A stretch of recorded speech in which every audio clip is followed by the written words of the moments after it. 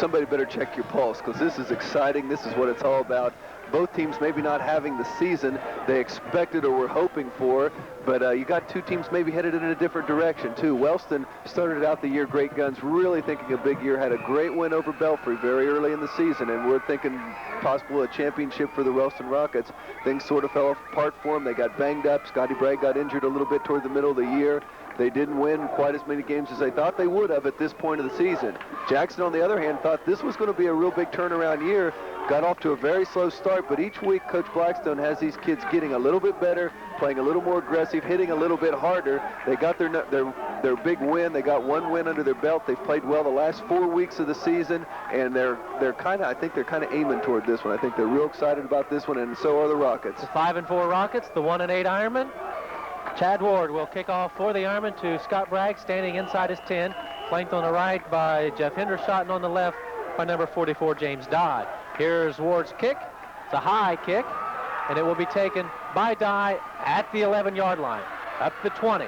And he is hammered down at the 22-yard line. Well, I'll tell you one thing, we'll see an awful lot tonight, people that are watching this on TV. This field is very, very hard. You know, we've had pretty much of a drought the last couple of months. Very hard, not a lot of grass in the middle of the field. That time, both the tackler and the running back fell before they made contact, just their cleats slipping out from under them. Butch Cooper in on that tackle. He wears 47 tonight instead of the normal 46. So Bragg brings his team to the line of scrimmage. He wears number 10. Full house backfield. He will hand off to number 36, John Rogers is the fullback. He gets the carry and no gain on the play, 2nd down and 10. Boy, Jackson opening up their normal 5-2. Really seem excited about this. Jimmy Urian made the tackle.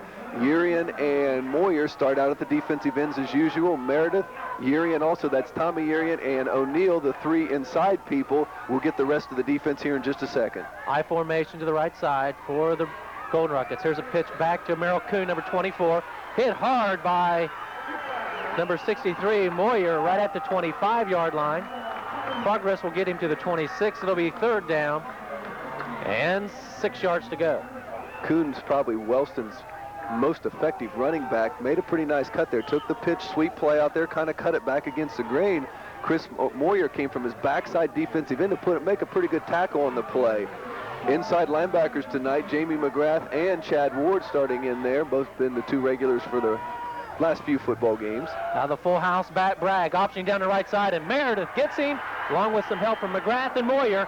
No gain on the play, and the Rockets will be forced into a punting situation. Boy, Johnny Meredith broke through there. Must have beat his man at the line of scrimmage. He was all over Bragg when Bragg was trying to run that option down the short side through the short sideline. With big play in there by senior tackle John Meredith.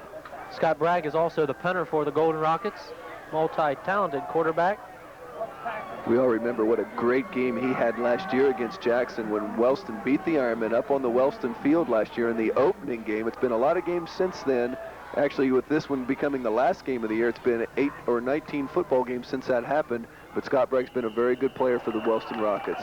Some shifting around by the Rockets, perhaps drawing the Ironmen off sides. Back for the Ironmen is 34, Greg Meredith.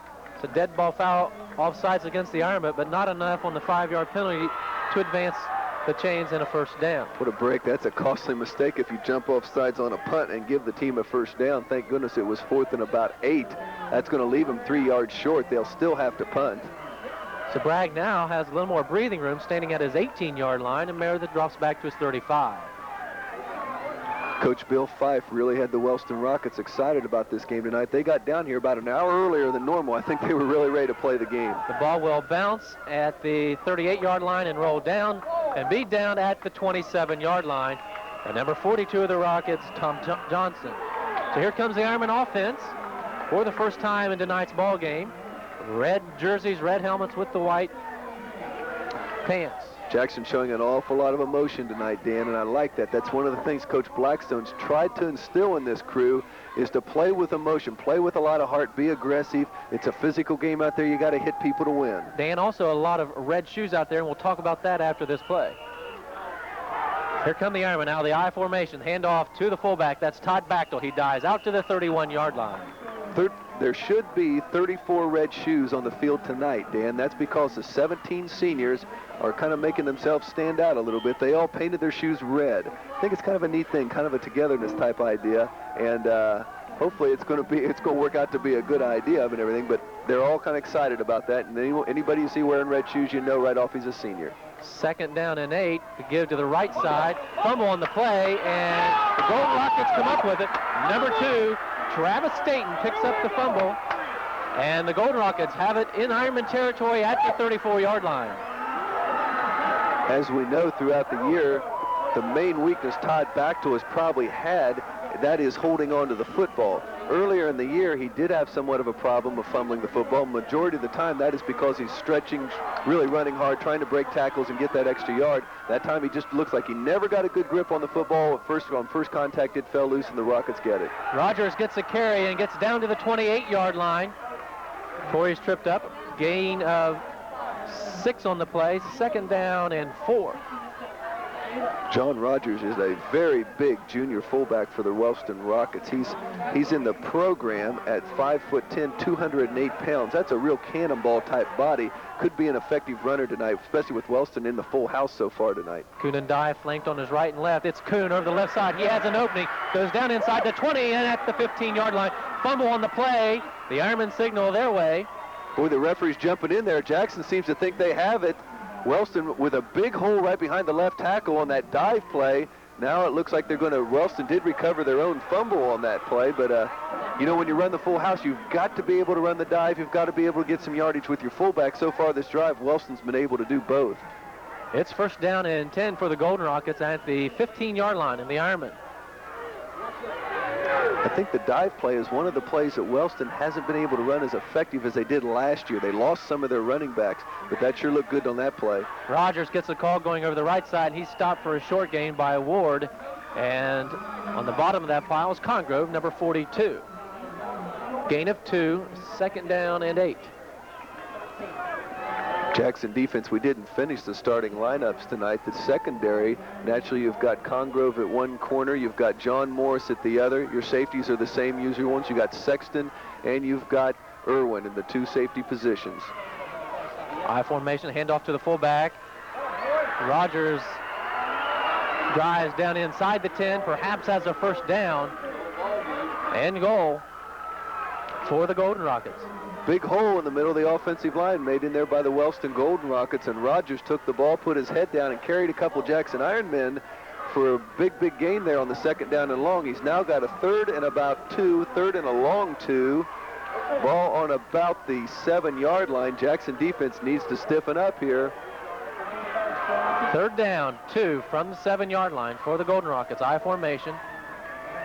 Bragg handing back to the inside on a little bit of a reverse, inside reverse, and Kuhn, the ball carrier, is stopped for actually no gain on the play. Ran a trap play on that little quick hitter, it looks like, and Heath O'Neal was unblocked, and he met Kuhn right as he received the ball. Heath O'Neal, big play there by the sophomore defensive tackle. No gain, 4th down and 2. The Rockets will go for it. Well, he was a big play already early in the game, Dan, and this is a big one, a momentum builder for the whole football game.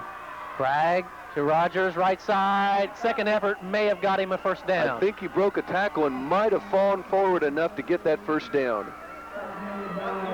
One of the Ironmen shot in over the right side and wrapped him up in the backfield. Boy, no, he didn't will make it. Stay stopped short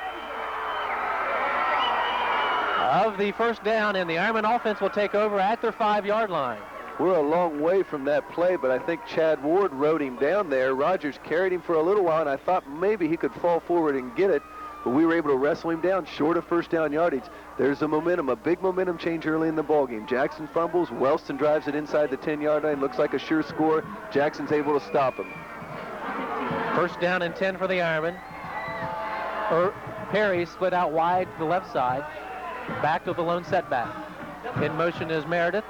Handoff to Bachtel, big hole over the right side, out over the 20, and to the 26-yard line comes Todd Bachtel. And that will get you out of the hole in a hurry. Well, he showed some speed there. Great hole right behind the right line. You got J.J. Brown, you got Mike Phipps, you got Mike Abrams making a good block at the point of attack. Bachtel cut back. It looked for a second like he might accelerate and maybe break it all. It was somewhat of a shoestring tackle that brought him down, but boy, that sure helps the offensive cause. First down and 10 at the 25. Now out of the eye. The handoff Bachtel right side. And picking up 2. Pete, with that last carry, not this one, that should put Todd Bachtel over the 1,000-yard mark. Yes, Danny, it does. He came in with 987 yards, meaning that he needed 13 for 1,000, and that gave him 24 yards, that 19-yard gallop. Todd Bachtel, a 1,000-yard gainer this season. The Ironman second down and 7. Operating from the hash mark right side, pitching back to Bachtel, and he is run out of bounds along the far side of the field. It'll be a short gain on the play. Third down and 7. Nice play by Travis Staten. He's a defensive end in there, it looks like, for Wellston. Couldn't tell if he's the end or the cornerback, Dan, but that is a big, big play for the Jackson offense, that option play to Bachtel, and that's about as well as we've seen it defended in the last 4 or 5 weeks. Big play for the Ironmen from their 29-yard line. Bachtel gets the handoff, and he'll be short of the first down, stopped at the 34-yard line. Jackson offensive line of Alford at the left tackle, Bo Kearns at the right, or at the left guard. Moyer over the center, senior center. We've already mentioned the right side with Phipps and J.J. Brown and Abrams. Offensive line has played very well for Jackson the second half of the season. They've gotten better. Big improvement there. Cooper in punting formation for the Ironmen. Hendershot and Bragg back deep. Here come the rush, and it will take a bounce out of bounds at about the midfield. We're going to see where they're going to mark it. 47-yard line. Dan Jaycox, Dan, a lot of Dans in this statement, really put a nice rush on Butch Cooper. I think Butch saw him coming out of the corner of his eye. Jaycox is 6'5", 230 pounds. He's a junior. He'll be back again, but that is a big, big body. When he stretches that body out, he has a pretty good chance of blocking a punt. I think Butch saw him coming out of the corner of the eye. He rushed it a little bit, went off the side of his foot. Wellston has great field position here at the Wellston 49-yard line. First down and 10, out of the I formation. Bragg faking, now keeping, and rolling to the right side. Stiff arms, and then crosses the midfield stripe. Of course, brought down by Morris and Sexton at the 48-yard line. Morris did a nice job there of not letting Bragg in the open field, in essence, fake him out. He stayed low, he kept his ground, he got a hold of him, held on to him long enough so that Dusty Sexton from the safety position could come up and help out. Now they move to the T formation. Second down and 7. Quick pitch, near side of the field to Dye, number 44, and he'll be close to a first down for the Golden Rockets. Pretty nice cut by Dye. He got out there, he got behind number 54, Richie Staten. Staten put a pretty good block on the cornerback. Dye cut to the inside, got good yardage on it. They're going to measure for a first down. Just guessing, I'd say he's going to be about 2 feet short on the play, but that quick pitch to the short side of the field was a very good play by the Rockets. Field position tonight belonging to the Golden Rockets. That's because Jackson, with the first turnover and the big turnover, was the fumble in their own territory.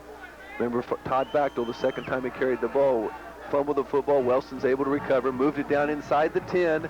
Then Jackson defense stiffened up and did not let him score from that point on. Jackson's been fighting to get the field position in their favor. Wellston still has the advantage.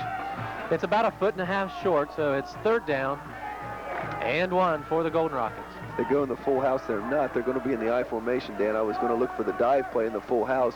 I'd say from the I formation, look for Rogers to go behind the right side of the line and follow the wing back in there with probably a double team and kick out type blocking scheme.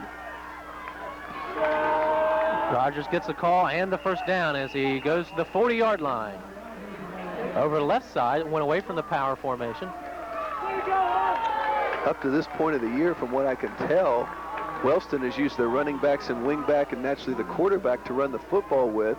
Rogers has been up to this point, I think, a blocker. Tonight he's gotten the call quite frequently, probably more calls here in the first quarter than some games he's rushed for the whole football game. 4 minutes exactly remain first quarter. as the Wellston Golden Rockets have it first down and 10 at the Ironman 40. Bragg, play action, dropping back, looking, right side. The ball is picked off by Irvin at the 24-yard line, tackled immediately by Travis Staten. Chris Irvin stepping in front of Bragg's aerial and stopping the drive at the 24. D&W Homes Winter Housewarming is a sale that'll make you feel right at home, because right now D&W Homes and Unibuild Homes are offering winter construction discounts of $1,000 to $1,500 on every new Unibuild home. Here's all you do. Visit D&W Homes in Jackson or Point Pleasant, West Virginia, and choose the new home of your dreams. Purchase it now at low 87 prices, then take delivery of your new home between January 1st and March 31st, 1988, and you'll save $1,000 to $1,500. Best of all, D&W Homes has new ranch-style home priced from $26,500 before discount. So if you've been dreaming of building a new home, now's the time during D&W Homes Winter Housewarming Sale.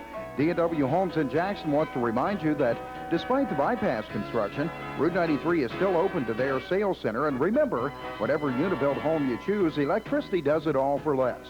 Homes sold under FMHA loan program do not qualify for discount. Option. He had two receivers out there. His short receiver was somewhat open over the middle, but he went for the deeper receiver. Chris Irvin stepped in front of it, made a big interception. Another big turnover for the Ironmen. Irvin pitching back to Todd Bachtel, and somebody shot through from behind. It's number 30. No, 83. 83, Mike Lambert. From the defensive end position there.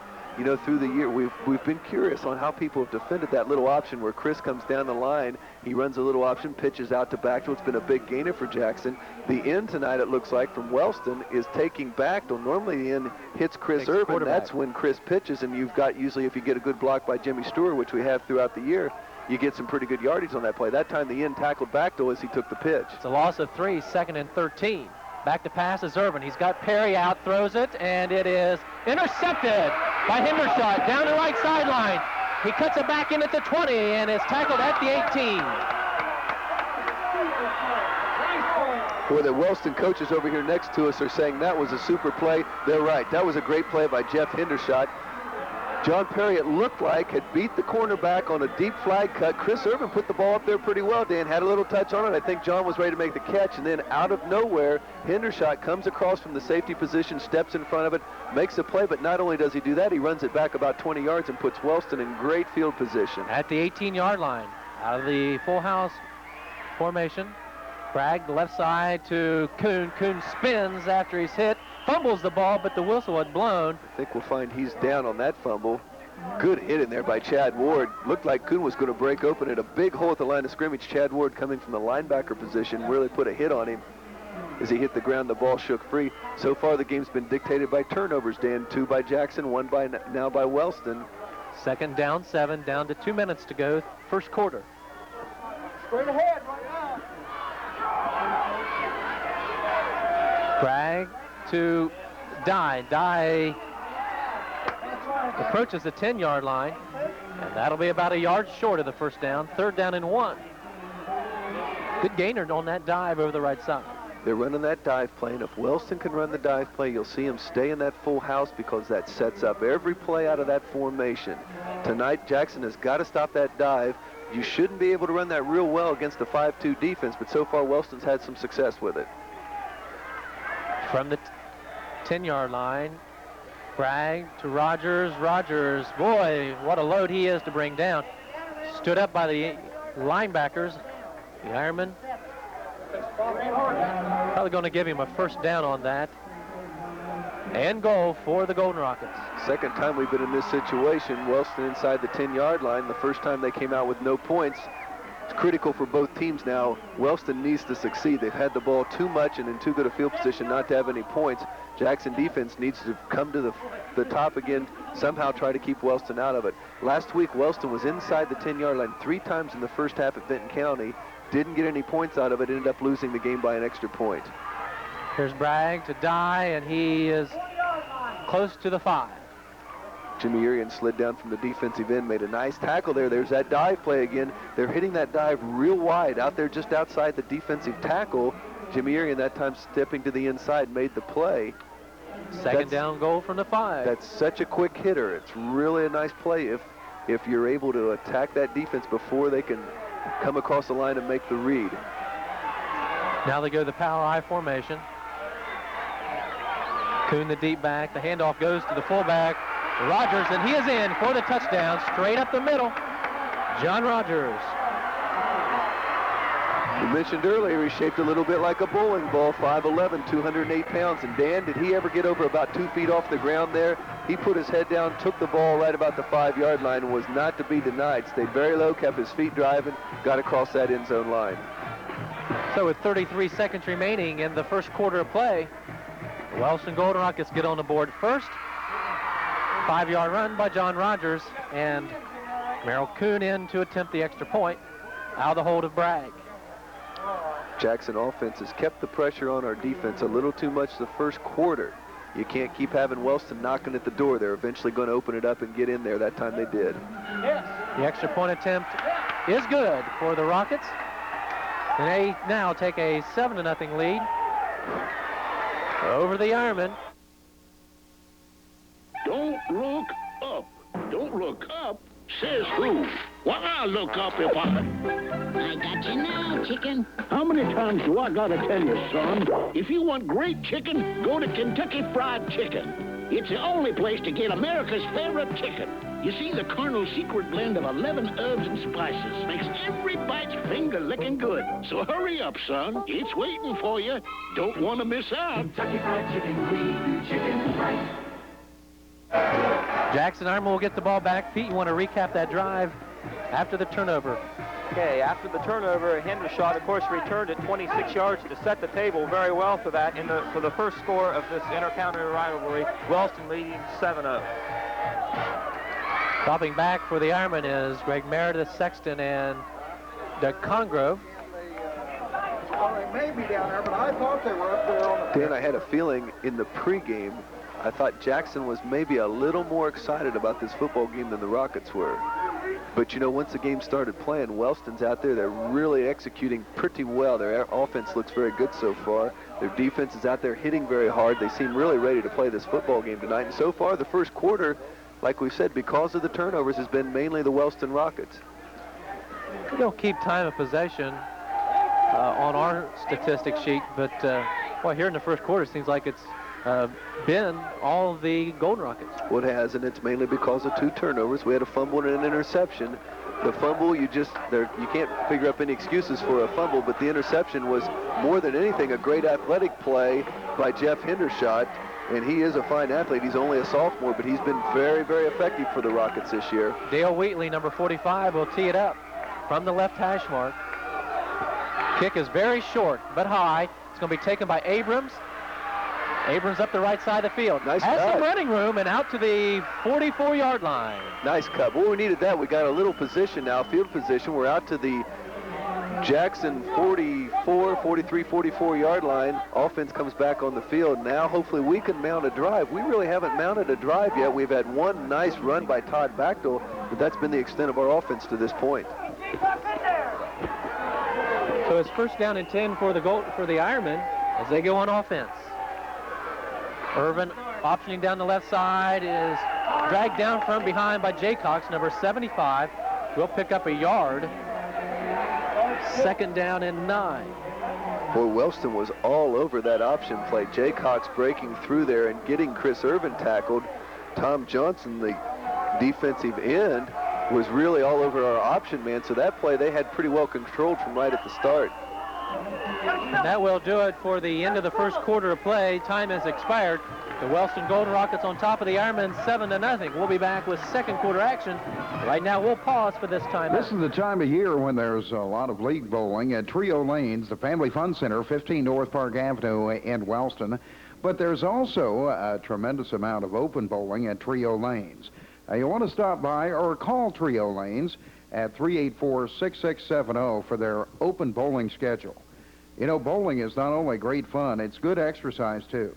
That's Trio Lanes, the Family Fun Center, 15 North Park Avenue in Wellston. Call them today for that open bowling schedule, 384-6670.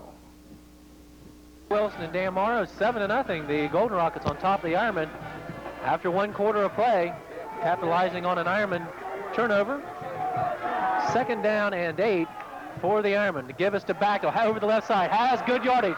And out to the 41-yard line into Golden Rocket territory. Good gainer on that play for the first down. Good tackle by James Dye out there, because for a second, Todd Bactel was just about to make his move to the outside, Dan, and he'd have been down the sideline for 6 points. Good explosion there. We have a new left tackle in the ball game right at the moment. Number 72 for Jackson is Scott Conley, sophomore in there. He replaced Mike Alford, who limped off to the sideline. That puts his 2 sophomores on that side, and they made a nice hole there on the last play.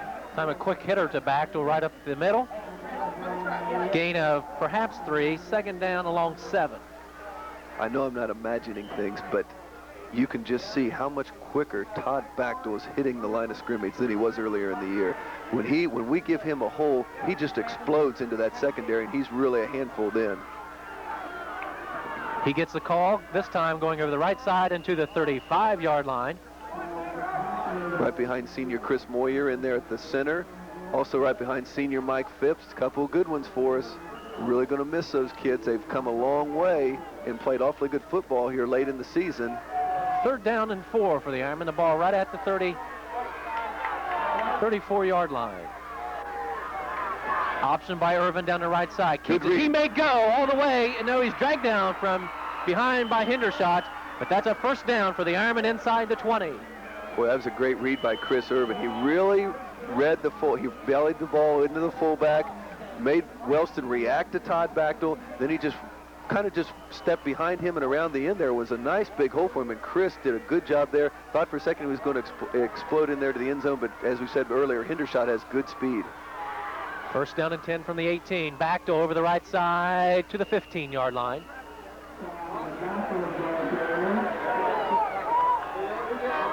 It'll be 2nd down and 7. We've got the Wellston defense very aware of Todd Bactel. Dan, I look very soon to see Meredith get a call. So far we haven't used Greg Meredith much in the football game. Irwin and Bactel both had some nice big gains in this drive. Here's Bactel right side, stiff arms a player, and it'll be first down and goal inside the 10-yard line for the Ironman. Once again, right behind Moyer, Phipps, and Brown. Abrams also at the tight end position. Nice hole on that right side. Bactel made a great cut. Looked like he was going to get his shoulders turned around and maybe upfield there. Very close to breaking it once again. From the 6-yard line, first and goal for the Ironman as they move to the I formation. Perry out wide to the left side. Irvin under center. The handoff goes to Bactel, and as he's slammed down to the ground. One of the Golden Rockets inside the 5-yard line. Jim Walker made the tackle there. He tackled Bactel about the line of scrimmage, but Todd fell forward. That's a big play down there when you're tight. When you fall forward, that's another 2 yards, and every yard down here is so very important. Well, Wellston's in a gap 8 type defense, at least a 7-man front. They're shooting all gaps. From the 3-yard line, Bactel right side, and he gets nowhere. Number 55 for the Golden Rockets, that's John Thompson there to meet him at the line of scrimmage. So it's 3rd down and goal from the 3. Wellston jumped into a defense there where they had every gap covered on the offensive line. Looks like they're back in it again. They've got a 7-man front, and the rest are pretty much playing as linebackers. Going to be difficult for us to get the fullback the ball and get him in. Out of the eye, the fullback gets the carry. Bactel dives over the right side, down. At the 4-yard line. Boy, Todd did a nice job there. He tried to get up and over. The problem was Wellston had penetration, and they met him just as he received the football. 4th down and goal from that, almost the 5-yard line. Wellston's going to take a timeout, Dan. Timeout on the field with 8 minutes and 32 seconds remaining. 2nd quarter of play. We'll be back right after this. 4th down and 4. The Ironman will go for it. Irvin optioning to Bactel, left side. Good block by Meredith. Good block by Meredith. Yes, sir. I'll let Dan Morrow call it for you. He took it away from you as Todd Bactel runs it into the end zone, stretching it out to the corner. Here in the 2nd quarter with 8 minutes and 26 seconds remaining in the first half. We'll take a break and be back right after this. And 26 seconds remaining in the first half of play. Pete, the score is tied. Recap that last drive by the Ironmen. Okay, if you call that the backdoor drive, because he carried the ball almost every play. 45-yard drive on, 55-yard drive on 8 plays. Of course, Chris Irvin had a big 16-yard run in that drive also. Ward will kick off again for the Ironmen. Greg Meredith didn't get a call to run the football, but boy, did he come up with a big block on the touchdown play. Dye will take it at his 9-yard line. Up to the center of the field and tackled at the 25. By a host of Jackson Ironmen. There must be 5 or 6 Jackson Ironmen on him. John Morris made a good attempt to get the first hit at him, but I think Dusty Sexton and Willie Landrum might have ended up making the final tackle on that play. Well, we got a dandy football game looking at us right now, Dan. Wellston gets the first score. Jackson comes back a little bit down there after Wellston scores early on him because of a couple turnovers. Takes the football, drives it, as Pete said, 55 yards on a real nice drive. Just a great drive of execution there. We're running the football very well so far tonight. First down and 10 at the 25. Little counter action and back to the wing back. Gain of 1 yard on the play. That ball carrier was James Dye, number 44. Nice play by Willie Landrum. He fought off that trap block and also made the tackle. It's one thing to fight off the trap block and stuff the play, but also to fight off the block and make the tackle. Good play in there by Willie. Stopping for no gain. Doug Kidd comes into the game at the defensive end position. Right end. Out of the I formation. Braggs calls the signals. Nearly fumbles the ball, has trouble getting a grip on it. Finally hands it back to Merrill Kuhn, who had to wait on it, and he's sacked for a loss back to 21. Senior John Meredith in there for another tackle for a loss, and we've seen John do an awful lot of that this year. Big play that time. The ball was snapped, fumbled a little bit by Bragg. He bounced right back up to him. Was a break somewhat for the Rockets, but by that time Meredith had beat his man at the line of scrimmage and was in the backfield and tackled Kuhn right as he received the football. Dale Wheatley splits out wide the left side and Hendershot to the right side. I formation. 3rd down and 12. Back to pass is Bragg. In trouble. Now we'll have to run. Turns it upfield, and he'll go down at the 27-yard line. Tackle made by John Morris. Tommy Urian. Well, good pressure in there by Jackson's pass rush.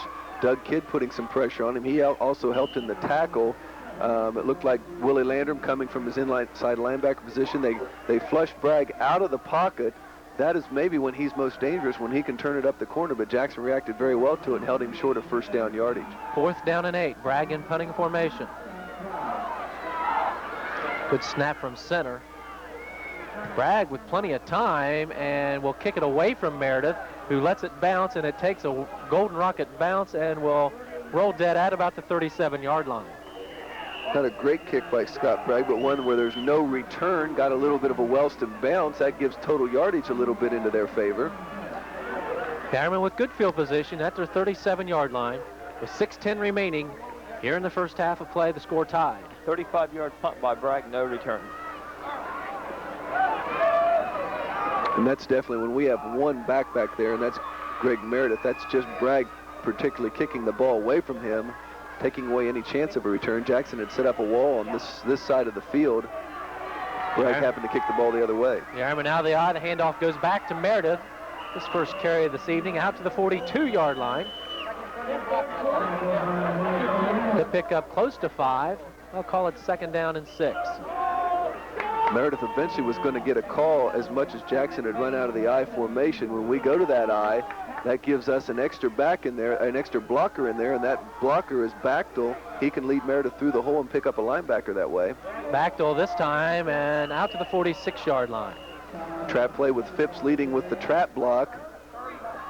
Got about 4 yards on the play. Bachtel right up behind the right guard position. 3rd and 2.5 for the Ironmen. Ball just outside their own 45. 5:20 to go in the 2nd quarter. Jackson would sure like to put a drive here together. They need to get these 2 yards. Option by Irvin down the left side. He'll have the first down at the 49-yard line. Fumbled the ball but pulled it back in, and the Ironmen retain possession. It's a first down at the 49. Chris Irvin getting better every week at running this option attack. We didn't run the option much early in the year. I don't think we realized we were capable of doing it. Todd Bachtel blossomed as a very, very good fullback, and we've run the option very effective since then. We needed something to complement his inside running. There's back to the right side, has a good hole into Golden Rocket territory and tripped up by the safety at the 37-yard line, and making the tackle was Dave Jaycox, number 40. Great hole right behind Kearns, Moyer, and Phipps, and there in the middle. Bachtel explodes into the secondary. I think official got in the way there. He wanted to cut to the outside. Possibly could have made it a bigger gain, but the official was sort of in the road there. First down and 10, penalty flag thrown as the play develops.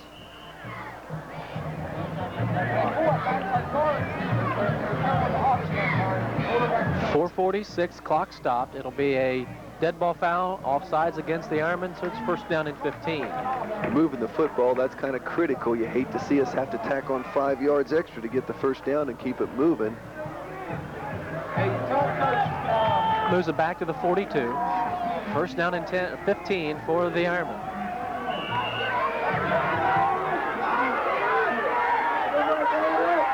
In motion to Stewart, the counter back to Meredith. He turns it up inside. It gets to the 35-yard line, a gain of 7. Near face mask as he spun around. Counter play was a big play last week against Gallipolis. Dan Meredith got a lot of yardage on that, especially in the second half. That's that inside handoff. You run a little trap action with the offensive line off that, and if you catch the Wellston defense cheating a little bit, that can become a big play. Gain of 6, second down 9. Fake the same play. Now they're going to pass it. Out there is Bachtel, and he can't hang on to it. Ball falls incomplete, third down and 9. Well, if Todd would have held on to that one, I think he'd have really got his bell rung. There was a cornerback out there in the flats. Just had his sights, had Bachtel in his sights. The throw was a little bit high and behind him. If he'd have held on to it, I think he'd have really got crunched. Now a big play. Jackson needs 9 yards here to keep this drive alive. They possibly would go for it on fourth down if they can get some positive yards. Bachtel with the call, jumps over a blocker or a tackler. He may go all the way inside the 10-yard line is Todd Bachtel. That's a first down. Well, Jackson's offensive line doing a little trapping in there, doing a nice job of it too. Big hole by Bachtel right up the middle. As we've said tonight, he explodes into that secondary. He was off to the races. Wellston tackles him inside the 10-yard line. As you said, it looks like it's going to be first down about the 7 or 8 yard line. 3 minutes, 55 seconds to go. Still a lot of time in this second quarter. Irvin to Bachtel right side and then cuts it back to the left. He'll dive to the 5. Second and goal.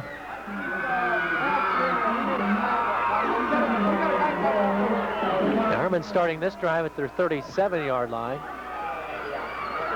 Got a feeling we're going to see a steady diet of Todd Bachtel one way or the other. Second down, Bachtel gets the fake. Irvin keeps it, dives into the end zone. Nice play. Chris Irvin as he throws the inside people for the Golden Rockets, faking to Bachtel, kept it and dove over the end zone. Goal line for the touchdown. Great play by senior quarterback Chris Irvin. Coach Blackstone fooled me. He tripped me up on that one. They faked to Bachtel, definitely froze the Wellston defense. Chris took it around the end. He saw he had a chance to get in. He dove high in the air, came down hard, but boy, was he excited when he got in the end zone. He will hold the snap from Sexton as Ward will attempt the extra point. 3:22 remaining. Jackson's going to take a timeout. Either, I think Ward or somebody didn't have proper either his shoe on or the right numbers out there, but we're going to make sure we get this point. Every point's so critical tonight. We will take a timeout as the Ironmen have called it. 3:22 remaining. We'll be back right after this. 22 seconds remaining. In the first half of play, the Ironmen will attempt the extra point. Chad Ward has the shoe on now, and Chris Irvin will hold. Snap, the placement, and the kick. It's good. Good hold by Chris Irvin. The snap was a little low. Your hometown money experts look to Civic Savings Bank. Make the move to a better savings or investment account at Civic Savings Bank. A very large part of financial independence is having the proper savings investments. When you're ready to invest, come in for a personal consultation. We'll make sure you're earning the highest possible return. Passbook savings, money market accounts, tailor-made certificates, 3-month and 6-month certificates. If you have any questions or want additional information about our savings accounts or any Civic Savings Bank service, we invite you to visit the office on East Main Street in Jackson or call and we'll send you the necessary information. Your hometown money experts look to Civic Savings Bank. On 9 plays and mixed it up a little bit that time. Back to, of course, once again, the major load there, but Chris Irvin ran for the touchdown and ran the ball a couple other times, and Meredith ran the ball a couple times. So all on the ground except for one pass attempt, and looked pretty good on that basic trap play right up the middle. You wouldn't think that you could get 10, 15 yards a clip on that, but the Army must be executing up front. I'll say one thing. Wellston is playing, it's pretty much a 5 defense on there, but their linebackers are playing very tight. And once you do break that line of scrimmage, it's mainly backfield versus the secondary. Then their linebackers aren't able to shuffle down the line of scrimmage. They're playing very tight. I've even heard their coaches mentioning a few times to get their linebackers back off the line of scrimmage a little bit, because I think they want them to be able to shuffle down the line of scrimmage and meet backfield with the ball. They haven't been able to do that so far tonight. Look for them to probably adjust somewhat to that. Chad Ward will kick off for the Ironman, kicking it to Dye, and he lets it bounce, and then he'll fumble it out of bounds at about the 10-yard line. Oh, Dye wishes he hadn't done that. Ball was possibly going to roll out of bounds. Dye reached out, wanted to field it, hit off his hands, went out of bounds from that point. It's going to put Wellston pretty deep in their own territory. This is just enough time left on the clock, too, where Wellston desperately needs a first down here, Dan.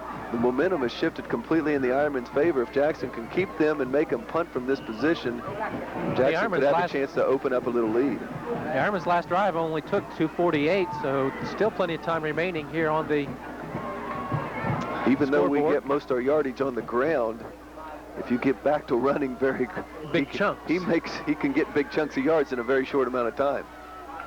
1st and 10 for the Golden Rockets. Rogers gets the call and comes out close to the 16-yard line. He is running well. Tackled by Sexton. You notice how there's a few people bumping off him. You tackle him, you try to wrap him up. If you're not big like he is, you can't really wrap him up. He's just too big to get wrapped around there, so he breaks a lot of arm tackles. He did on that play, broke one at the line of scrimmage, went forward for 5 yards. That's a big first down play for the Rockets. They move it out to the 15-yard line. 2nd down and 5. Bragg to Rogers. He'll be stopped right shy of the 20. Butch Cooper put the hit there on Rogers. Brought him down. Rogers fell forward. It looks like he's going to be a few feet short of the first down, 3rd and inches. In all actuality, this would be, if there's any way Jackson could somehow hold him, this would be a big play in the game if Jackson could get the football back. But Rogers running effectively. I'm sure he'll get it again. 3rd down and about a foot. Ooh, Rogers gets a call, but he dives over the 20. That's all he needed to do. Chad Ward stood him up, Dan, at the line of scrimmage. Good hit in there. Good explosion by the Jackson defense, but it's a gain of 1 and a first down. He is a load. Rogers is a load. 208 pounds. With Ward being about the same weight when the two of those hit, that's some pretty good contact in there. Down to 2 minutes to go before halftime. Quick pitch left side to Kuhn. Kuhn trying to turn it up, breaks off a tackler, and then picks up extra yardage to the 35-yard line. And then quickly, the Golden Rockets, say they called timeout, but no, they stopped the clocks just to move the chains. Quick pitch has been effective for Wellston the 2 times they've run it. Once again, Kuhn cuts off his lead block very well, cuts it back to the inside and gets some big yardage in there. I see Cooper and Sean Sexton in there on Jackson for in the defensive line play. Coach Blackstone resting some of the players. He shuffles people in and out. Out of the eye, pass out in the flat to Wheatley, left side. He catches the ball and then is brought down at the 45, but that may be enough for a first down. It's going to be at least right at the first down mark.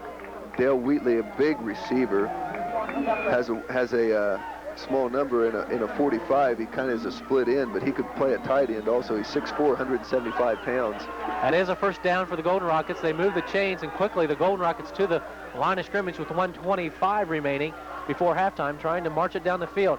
Bragg countering back, and now play action, looking deep to Staten. The ball is deflected away by Chris Irvin on a good defensive play down at the 30-yard line. Boy, that's just what your safety's supposed to do. Nice play in there by Chris Irvin. He's shaking his head a little bit.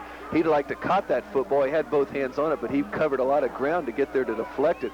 We've seen safeties tonight make some good plays. Hendershot for Wellston with his big interception and a very similar type play. Irvin that time, who Irvin also has an interception and a nice deflection there. 2nd down and 10. The clock is stopped. Back to pass is Bragg, rolling to the right side. Now may be forced to run and goes into Ironman territory and tackled out of bounds on the far side of the field at the 44, but will pick up a first down. Got first down yardage, and I think he got out of bounds. There's a minute, 6 seconds to go. This is a nice drive by Wellston. All of a sudden, they've put 3 first downs together. Bragg that time scrambling and just outrunning the defense down the sideline. Got a first down. They're in Jackson territory about the 48-yard line. By the 44. You're right. I'm off 5 yards. I forgot I stand right at midfield. Inside 1 minute, he did not get out of bounds as the clock is running. Back to pass is Bragg. Now he'll roll to the left side, looking deep across the middle. Irvin out there, and he deflects it away from the receiver, number 17, John Sperry. Good defensive play once again by Chris Irvin. Sperry made a nice effort at the football, but Chris Irvin in perfect position, went up high in the air, deflected the ball away, made it so neither player could catch it, which is their first rule. If you can't intercept it, deflect that thing away. Sperry, once again, a pretty good target for Bragg. He is not listed in the program. He just picked up his number, but no height given. I'd say he's 6'3". On 2nd down, Bragg back to pass, looking right side, has his receiver Hendershot. He's brought down by Morse along the far side of the field, but that's a first down. Big play. Did the official call him out of bounds? I don't think, yeah, the clock keeps rolling. That was a big play. Nice tackle there by John Morris. Hendershot ran a nice little outcut. Bragg got the ball to him very well, but they tackled him and kept him in bounds. Just shy of the first down, 3rd down and 1. With 30 seconds to go, the clock is running. Bragg dropped straight back. Blitz by Ward, and Bragg stays in bounds, but does pick up the first down. Wellston's going to take a timeout on the play. Bragg scrambled, looked deep, saw he couldn't get anything. Jackson had him well covered, especially Hendershot's who he was looking for. So he decided to tuck it in. I thought he might try to get out of bounds. He got first down yardage, but had to cut it back inside to get that yardage. The Gold Rockets call timeout, 20 seconds remaining. Paul Boggs walking out there to talk to Wellston. He, I think, is in the capacity as the offensive coordinator. He's talking to Scott Bragg right now. Walked out with Dale Wheatley. They, like you said, Dan, have 20 seconds to go. I'm not sure of the timeout situation, Pete, but I'm sure they now are thinking to get the ball deep downfield some way. Well, I would think with just 20 seconds to go, you got 4 downs, but that's academic now because you can't run 4 plays in 20 seconds, you would think. I would think, Dan, you're right. They're going to go deeper. They're going to go right in front of that goal line. The clock would stop, of course, if they have the first down. You may as well, Bragg has got the arm. He's got some tall receivers. 5 or 6 different fellows have caught the ball this year for Wellston, so I think you're right in looking for something deep. Bragg definitely, with the ball sitting on the 30-yard line, has no problem throwing the ball deep enough. We saw last year what kind of arm strength he has. Look for him possibly to roll here to the left side. He's got a wide side of the field. He's got Wheatley spread out here to this side of the field. He has Hendershot way over on the short side. From the right hash mark, back to pass, looking deep, out to Hendershot and into the end zone with the ball overthrown. Boy, Hendershot as a sophomore made a nice effort there, though, dove in the end zone. Throw was just a little too long, but the nice thing about that, there's still 14 seconds. They can still run at least 2 more plays of that nature. Pete, I think Wellston would have at least 1 or 2 more timeouts. I only know of 1 that they have taken for sure. So if they do catch it short, they can stop the clock. 2nd down and 10 from the 30. Bragg, straight drop back, has some time, looking out in the right flat to Hendershot. Oh, nice play. Has him, and he goes out of bounds at the 16-yard line. Still 8 seconds left. Nice little outcut. Hendershot, they're playing plenty off of him because he has good speed, can get deep. Ran down about 15 yards, cut to the outside, and Bragg put it on the money. At the 17 is where he stepped out of bounds. 1st down and 10. Oh, the Golden Rockets have called timeout. 8 seconds to go. He was out of bounds, which stopped the clock. unless they want to try to go for perhaps a field goal or one shot in the Well, end zone also, here. they probably thought with 8 seconds they aren't going to get 2 more plays in. So they figure, let's take time out and talk this last play over. If we're going to attempt a kick, we'll get well set up. If we're not, if we're going to throw the ball into the end zone, let's know exactly what we're going to do instead of rushing things a little bit. So Coach Blackstone now talking with his defensive unit. 8 seconds remaining. The Ironmen on top, 14-7. I'm not sure who Wellston's kicker is, but Merle Kuhn is changing shoes. He changed a shoe on there, so possibly they are thinking a field goal. Coach Fife is out in the huddle this time. And Bragg has come over and picked up the kicking team. Hendershot now comes into the game. Possibly they are going to try it. I think one thing you've got to be aware of if you're Coach Larry Blackstone, from this kind of distance, this is going to be a very long field goal attempt if they do try it. They possibly could have a fake off this. I'm sure Bragg or, well, now they aren't going to even try the field goal, Dan. They're going to line up and run one last play. From the 17-yard line, in motion is Hendershot, and penalty markers come in. You know, Wellston only has 10 people on the field. I think there was maybe some confusion there. Possibly some thought they were maybe going to kick a field goal. They only had 10 players. They had no fullback in the game. The penalty against the Ironmen will move it 5 yards closer, and now that field goal maybe looks a little better. At the Now I'd have to say they're 12-yard line. definitely in position. Now you're talking about a 29-yard field goal. I don't think, Dan, if I recall looking at statistics and newspaper clippings of games, I don't think Wellston has made a field goal this year. So from the 12-yard line, Bragg with 8 seconds remaining sends Hendershot in motion. All the receivers on the short side. They're Rolling going to to roll the Bragg left right. side. Here's Bragg trying to stretch it out to the corner. Congrove will bring him down. Nice tackle, Doug. And the first half has not expired. 2 seconds remaining. Ooh, I don't believe that. I would have thought the clock might have rolled out. That's a big tackle. Also, Bragg got out of bounds. What yard line? At the 2-yard line, or just outside the 2. It'll be first down and goal for the Golden Rockets. Boy, is that critical. Wellston has an excellent chance here. Now, possibly tying this football game up. What a momentum builder that'd be for them at halftime. Bragg dropping back, throwing it in the end zone. The ball is picked off by John Morris. And that will stop the drive as the first half expires.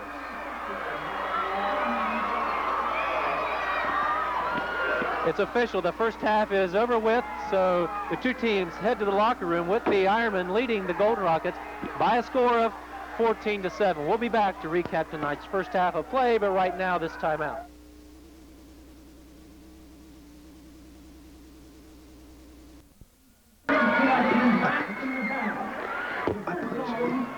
It's not saying record.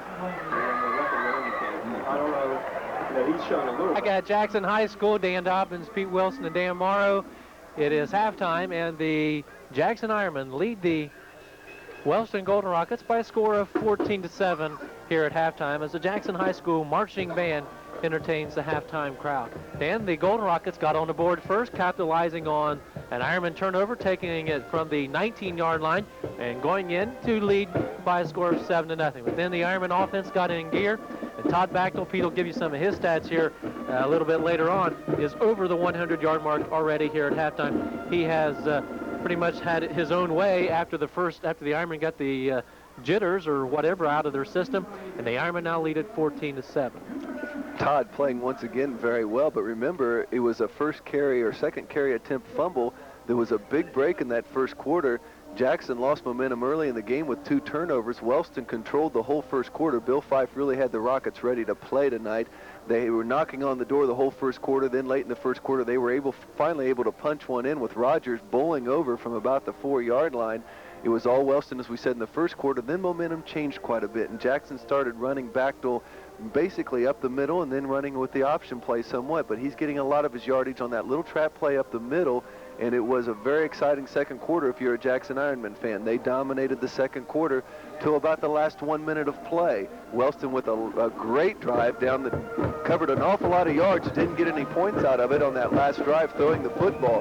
So if anything I would look for, Dan, in the second half, I look for Jackson to come out and try to reestablish that running game, control the ball, control the clock. They've got the lead. Do not turn the football over. Wellston, on the other hand, was pretty much stymied by the Jackson defense until that last drive when they really opened it up, let Bragg roll out quite a bit. He scrambled for some yards, threw for some yards, moved him right down the field, got down inside the 5-yard line, and the clock ran out before they had a chance to put any points on the board. So a great football game. Everybody expected it to be a great game. We all thought it'd be fun if it's going to be close. It's as close as you can expect a one-touchdown game, and momentum changing 2 or 3 times in the first half. I look for a great second half. Pete, let's recap tonight's first half of play. Okay, looking at it statistically, about as even as you can get on the paper at least. Wellston with 154 total yards. Jackson with 153. It's been that kind of half statistically because of Wellston's last drive. The Rockets had 10 first downs to 7 for Jackson. They ran 35 plays to 28 for the Ironmen. All the Ironman yardage, of course, has come on the ground, 153 on the ground. The Rockets have mixed it up a little bit, 122 rushing, 32 passing for, as we said, 154 yards. Other stats, Jackson's punted 1 time for 18 yards. Wellston has punted twice for 78 yards. The Ironmen have 3 penalties for 15 yards. Wellston has not yet been penalized. Jackson had 2 fumbles, lost 1. That 1 lost fumble was very critical. Wellston had 1 fumble and did not lose it. Looking at the individual stats, Todd Bachtel's name right up there at the head of the list, as we might have expected. 19 carries for 119 yards. We said earlier in the telecast, or rather in the broadcast, that put him over the 1,000-yard mark. He's now went over the 1,100-yard mark at 1,106 right now. Meredith carried the ball 2 times for 10 yards. For Wellston, very balanced offense in terms of rushing. John Rogers, the big 208-pound fullback, 11 carries, 34 yards. Bragg, 6 carries, 33 yards. Merle Kuhn, 6 carries, 33 yards.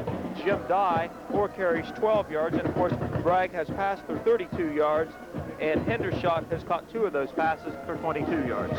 And your halftime score, the Wellston Golden Rockets trail the Jackson Ironmen by a score of 14-7. We will take a break and then be back with tonight's third quarter kickoff. Right now, let's pause for this timeout. Welcome back to Jackson High School football field. Dan Dobbins with Pete Wilson and Dan Morrow. Jackson Ironmen leading the Golden Rockets by a score of 14-7 as we're about to begin the third quarter of play. The Ironmen will be receiving the third quarter kickoff from Dale Wheatley, number 45, as he tees it up on the right hash mark. I can't let this pass, Pete and Dan. I think this is amazing. At halftime, we were up here talking. Bob Willis is standing next to us. Naturally, he's a big fan of Jackson County sports, especially Wellston is kind of his base. But he just told us this is the 54th consecutive Jackson-Wellston game he has seen. And we're just thinking that has to be close to a record. I'm just curious if anybody out there in the county can think of if they can match that kind of record. But that's amazing. He has memory dating back since 1934. Dan, how old were you then? I was not even thought of. The kickoff will be taken by Congrove at the 15-yard line to begin the second half. Out to the 25, and he'll go down at the 29-yard line here on the near side of the field. Jackson has a chance. They had to go in at halftime with the momentum there by keeping Wellston out of the end zone. I think Wellston was on about the 3-yard line as the time went out in the first half. Momentum had to swing that way a little bit toward Jackson. It had been Jackson the whole second quarter. Wellston produced a great drive there late in the second quarter. Got down to the 2 or 3 yard line, couldn't get in, but Jackson now gets the football first. They could really take things over here with one of their good drives. Irvin to Bachtel and out to the 36-yard line for a gain of almost 7 yards. Early in the year, we had so many problems on first down, not getting any yardage, any positive yardage on first down. The last 3 or 4 football games, we really have done a nice job of moving the ball on first down and putting in now in an ideal situation, 2nd and 4. Second down, here's back to right side, but decides to go left after he sees the hole close in. He'll pick up a couple of yards to the 38. Started out right behind Mike Phipps to the right, tried to cut back against the grain. Pursuit caught up with him there. He fell forward. Interesting play here now, Dan. On 3rd and short, they take Scotty Bragg out of the football game. They go to a bit of a 6-man type front. Todd Bachtel gets the carry and crosses the 40 for a first down for the Ironmen on tonight's opening drive of the second half. that short yardage situation, I couldn't tell exactly. It almost looked like a 7-man front. They took out one of the safeties, which was Bragg, put in an extra linebacker. Back to a normal 5 front defense that way. Here's Irvin optioning to the left side. He'll keep it. Get out to the 45-yard line, a gain of 4. Boy, there was. 42 came up with the football. Tom Johnson, Jay Cox made the tackle on Chris Irvin as he was going down. It looked like a typical play, but 42 came up holding the football, looked over to the official, and he said, "You got it." So it's a big turnover for the Golden Rockets. They'll take over at the Ironman 44-yard line. 3 turnovers on the ball game for the Ironman this evening. First and third quarters have been critical. That was the first quarter, was all Wellston tonight because of 2 turnovers by the Ironman. Bragg to Rogers, and Rogers is hit by Landrum, but keeps the feet turning and goes to the 40-yard line, a gain of 4. Big play by Wellston offense that time because Willie Landrum filled the hole. Good hole by the offensive line. Willie Landrum came in from his linebacker position, hit Rogers at the line of scrimmage. Rogers kept his feet driving, got 4 yards out of it just on his own merits. 2nd down and 6. Bragg, quick pitch here to the near side of the field to Kuhn. Has the first down or close to it as he goes inside the 35 to the 34-yard line. Anybody that listens to us, Dan, knows I try to get the offensive lineman names on there quite a few times in the broadcast. That time for Wellston, I always appreciate a great block. Rick Loudermilk, the senior, 5'10", 214-pound tackle, got out on that quick pitch and made 2 great blocks. He not only got the initial block he's supposed to, he went off that block and got a second block. That's a great effort there. When they watch the film Sunday, they're going to really applaud that effort. They bring the chains all the way across the field. It is enough for a Wellston first down. The turnover, Pete, turns sour against the Ironman, and now it's first down and 10 at the 34. Very similar situation there in the first half. Jackson just getting under operation, and then suddenly a turnover not only kills your possession, but gives Wellston good field position, and that's something you have to overcome.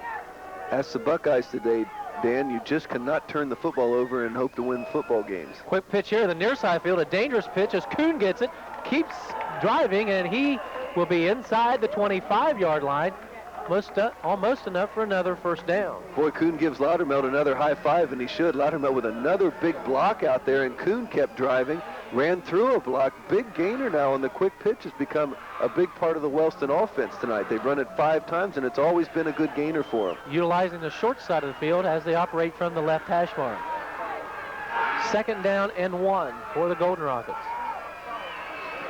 Bragg will keep it himself as he turns the corner and picks up the first down at the 23-yard line. Good drive here by Wellston. We wondered if they'd come out and really open it up. They threw the ball with some success in that last drive. They haven't. They've come out and ran the football very well.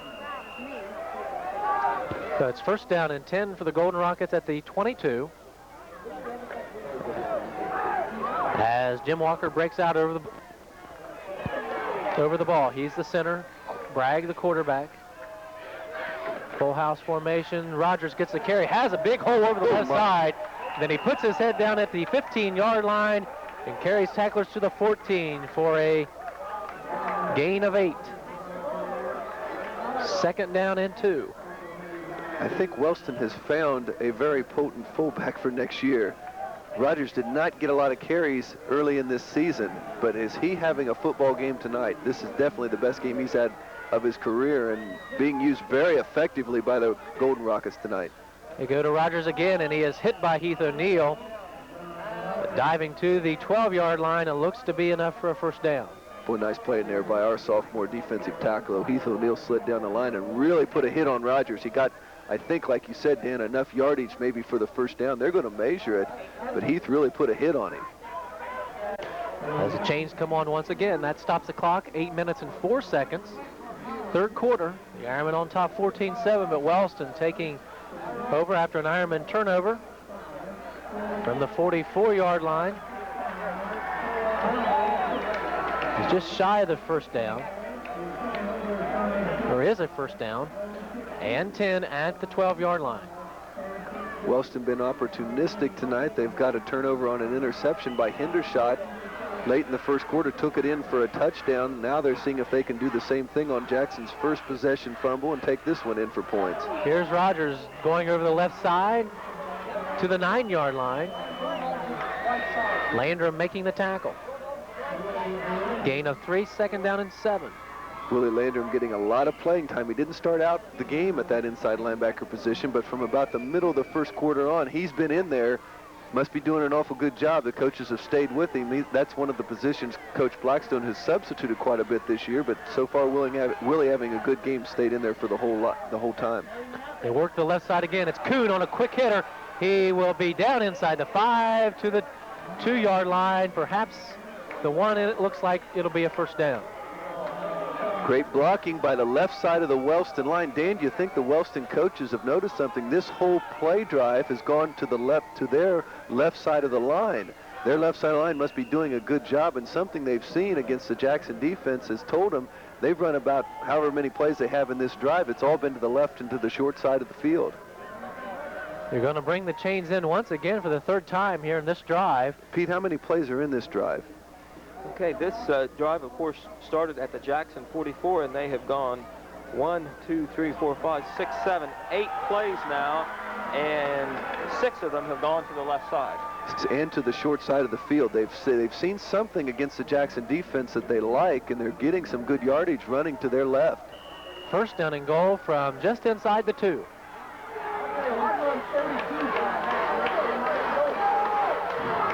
I formation, power I to the right side. Bragg to Rogers, and he is in for the touchdown, going over the left guard. And we're back to a 1-point game. Folks, we got a dandy football game on our hands tonight. Rogers a big part of that drive. Kuhn also with the quick pitch. Kuhn with the quick pitch got the big yardage to get him down inside the 20. From there on, it was mainly P.J. Rogers, and boy, is he running the football well. Coach Fife talking to him right at the moment on the sideline, giving him instructions, but I'm sure he's very pleased with the way Rogers has run the football tonight. So Kuhn on to attempt the extra point. Bragg will hold and try to tie this one up. High snap, he fumbles it, but will have to drop back and roll to the right side, and he will not get in, and that will keep the score a 1-point ball game as the Ironmen cling to a lead at 14-13. A break in the action here at Jackson High School, and we'll be back right after this. 14-13, and the Ironmen will be receiving the kickoff from Dale Wheatley. Greg Meredith back. So far, Wellston has not particularly kicked the ball very deep on their kickoff attempts. Jackson really needs now offensively to take the football, hold on to it. We cannot turn it over again, and we need to really get a drive going here, Dan. I'm sure Coach Blackstone would love to see the offensive line sort of take over here for the next 4 or 5 minutes of football and allow Jackson to get a good drive and move the ball across midfield and have some type of sustained effort there. You don't want to put the ball back in Wellston's hands. Their offense is red hot right now. The last 2 times they've touched it, they've moved it right down the field, scored 1 of the 2 times, the other time stopped inside the 5. Wheatley gets the whistle, and he squib kicks it here to our side of the field, and Wellston will have it at the 48-yard line. Recovering the ball is number 53, center Jim Walker. He lined it up on the right hash mark, and I noticed that the Ironman front 5 had cheated to that side of the field, Dan, and that left it open here, and he kicked it just hard enough where it got around that last man, went the necessary 10 yards, and Wellston recovered. Really a gutsy effort or play call by the Rockets, too, because if that doesn't work, you give Jackson the ball at midfield. With back to a fullback, you put him in a 4-down situation. You can really, make a nice drive there, but good play call by Wellston, and it worked just right for him. Broken play as Bragg tries to make something out of it, picks up 4 yards down to the 45. Give credit to the Wellston coaching staff. Good call on that onside kick. And the Wellston players were so very close to touching that ball short of 10 yards, but they let it just get across that 50 so that they were able to then field it and get possession of the football. Gain of 4 yards, second down and 6. 6.5 minutes remaining, third quarter. Wellston trailing by 1, but they have the ball. Jackson's starting defense still intact. They're in their 5-2, pretty much normal defense that they've run all year. Here's Rogers on a dive over the right side, down to the 42-yard line. Meredith making the tackle along with help from Tommy Urian. 3rd down and 3. Jackson really needs now a big effort out of this defense. They've got to get the football back out of the hands of the Wellston offense, who now has put all momentum on their side.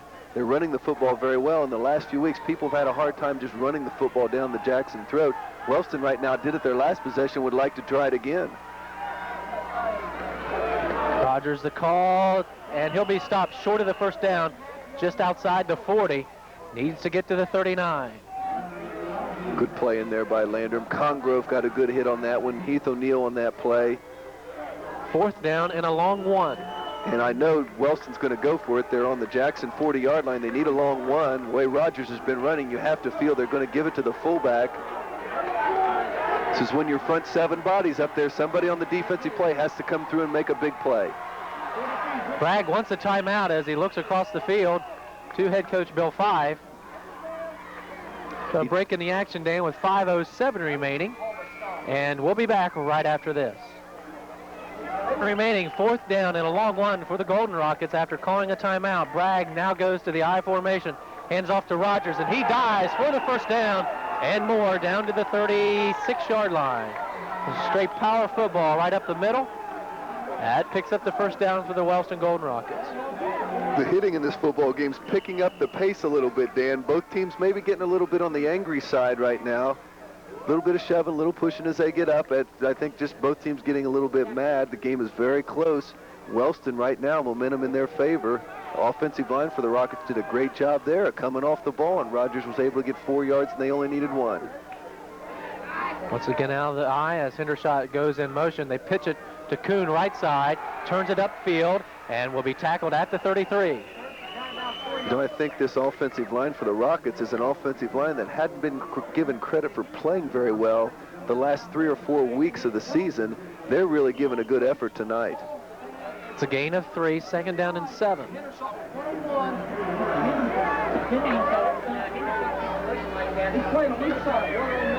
Wellston has not thrown the ball so far much in the 3rd quarter. It's been Wellston's possession almost the whole 3rd quarter. Look for them maybe to open it up here in a minute. Dive to Dye over the right side. He has room, stays on his feet, and picks up the 1st down inside the 20. James Dye, the ball carrier. Once again, the dive play. It's a wide dive play. They're hitting it almost outside our defensive tackle. Dye was in the secondary immediately. When you have a dive play that wide, you have a hard time for the linebacker to shuffle down and make that play. Dye really keeping his feet churning, carried a couple tacklers, got the ball inside the 20-yard line. Wellston once again knocking on the door. From the 18-yard line, far side of the field, Bragg to Rogers. Rogers 2 yards to the 16. Jackson defense piled them up that time. They got inside the 20 on the last drive, and it was Rogers right and left. That time Jackson defense was ready. Ward gets off the pile. Also up is Sean Sexton. He's in there playing some defensive tackle. Willie Landerman on the pile up. Tommy Urian in off the bottom of the pile. Pretty good job that time. Only allowed Rogers 2 yards. 2nd down and 8 from the 16. Staten splits out wide here to the near side of the field. In motion is Hendershot. They pitch to the far side of the field. That is Kuhn, and Kuhn turns it upfield at the 15 and is driven backwards.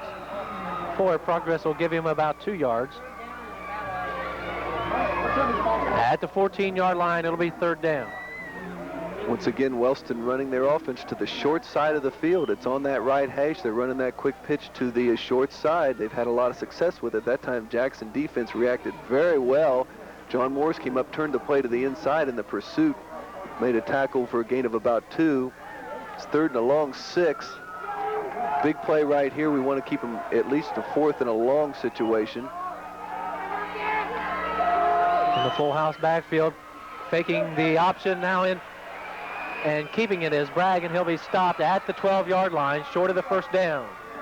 He did gain some positive yards there. It's going to be 4th and about 4. It's a 4th and about a long 2 or 3, I think, Dan. We'll see if they do have a field goal attempt. They can take a lead with a field goal. I got a feeling they're going to go for it. There's a lot of football left to be played. But this is a big critical play for both the Jackson defense and the Wellston offense. Ball is spotted at the 11-yard line. Second half has been all Wellston in the third quarter. I think momentum could change right here. Needing to get to about the 8. Bragg, quick pitch to Kuhn, and he will not get it. Good play by John Sexton in there with a great play on that quick pitch. I'll let you call it again. Sexton, who came in just a few plays ago, made a great play in there. The tackle pulled on that play. Sexton chased the ball carrier down, made the tackle. So the Ironmen will take over on downs. First down and 10 at the 12-yard line. Sexton showing a little quickness there. We'll check it. It's just outside the 10-yard line. First and 10, 90 yards away for the Ironmen. Limited offense here in the second half. The call goes to Bachtel, and he's dragged down from behind after a 2-yard gain. Second and 8. The quick pitch had been such a good play for Wellston here in the third quarter. It was great to see the Jackson defense rise to the occasion and get out there with their pursuit in a very quick fashion. Sexton made the tackle, but the Jackson cornerback, I think it was John Morris, was right on top of the play also. Second down and 8 as Perry splits out wide the left side. Here's Bachtel, has a hole over the left side, and then closes quickly as he approaches the 19-yard line. Tackle made by number 53, Jim Walker. Running left, we're in there with a sophomore left side of the line tonight, Bo Kearns, who's been playing the last 4 or 5 games at that left guard. Also, you got Scott Conley in there, who replaced a injured Mike Alford. Alford left the game in the first quarter. It's been Conley the whole way since then. Third down and 2. Fake to Bachtel. Irvin keeps it and crosses the 20. This will be very close to a first down. Is this a John Madden right foot, left foot mark here, Dan? It looks like his helmet probably got the yardage, but it's just going to depend where they mark the football. I think he might be short, but they're going to give him the mark on that. Big first down for the Ironmen. They move the chains. The ball spotted just outside the 20. First down and 10. Quick third quarter, down less than 20 seconds to go. Hand off to Bachtel, and they're waiting on him right at the line of scrimmage. There will be no gain. This will be the end of the third quarter, which was definitely an all-Wellston third quarter, just as the first was. Time expires, and it's a 1-point game after 3 quarters of play. 14-13, the Ironmen will be back with the fourth quarter, but right now this timeout. Welcome back to Jackson High School. Fourth quarter action about to... Your hometown money experts look to Civic Savings Bank. Make the move to a better savings or investment account at Civic Savings Bank. A very large part of financial independence is having the proper savings investments. When you're ready to invest, come in for a personal consultation. We'll make sure you're earning the highest possible return. Passbook savings, money market accounts, tailor-made certificates, 3-month and 6-month certificates.